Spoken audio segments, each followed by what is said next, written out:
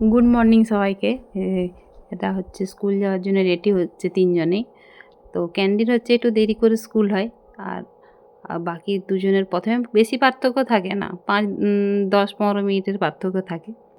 তো ওকে আমি পরেই নিয়ে যাই, দুজনকে ছেড়ে দিয়ে এসে তারপর ওটাকে নিয়ে যাই, কিন্তু ও উঠে রেডি হয়েই বসে থাকে। কেন ওকে হচ্ছে না বলতে হয় না স্কুল যাওয়ার জন্য, খুব ওর মানে একদিন বন্ধ হয়ে গেলে বরং সেদিন ও কাঁদে। এই দেখো দেখেছি খুব খুশি খুশি হয়ে স্কুলে যায়। ও ভাবে আর কি যে আমার ঘরের থেকে স্কুলটাই বেশি বেশি ভালো, কেন কি ও হচ্ছে বন্ধু পায়, আর ম্যাডাম ওর হাতে না দুটো স্টার দেয় প্রত্যেক দিন, তো ওই জন্য আরও বেশি খুশি হয় ও।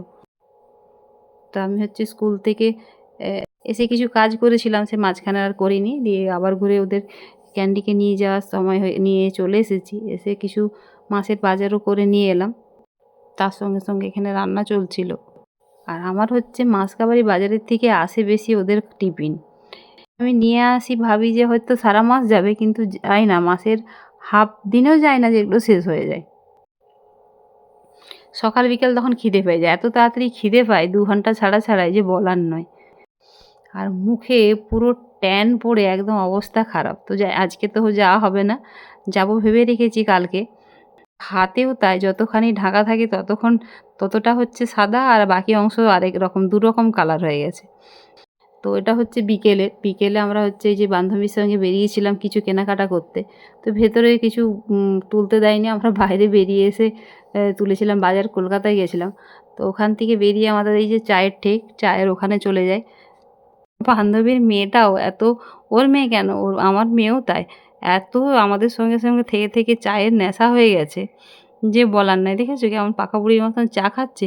আর ও হচ্ছে ভিএসএনএতে পড়ে, আর আজকে ওর অলিম্পিয়াড ছিল, ওই জন্য ওই সন্ধেবেলা তো স্কুলের ইউনিফর্ম পরে আছে। আর এই চা দোকানটায় প্রায়ই দেখতে হবে যে এখানের ব্লগ মোটামুটি থাকবেই। তারপর হচ্ছে আমাদের এত নেল পালিশ ঘরে থাকা সত্ত্বেও আমরা বললাম যে পুজোর নাকি আমাদের নেল পালিশ এখনও নেই, মানে শাড়ির সঙ্গে ম্যাচিং করে পরার মতন নেই। তো এই দেখো চলে এসেছি আমরা আবার এখানে কিনতে।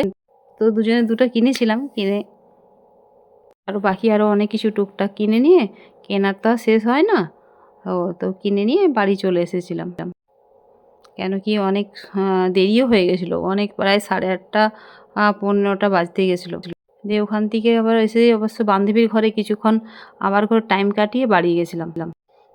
পুজোর সময় তো ঢুকতে আর ইচ্ছে করে না।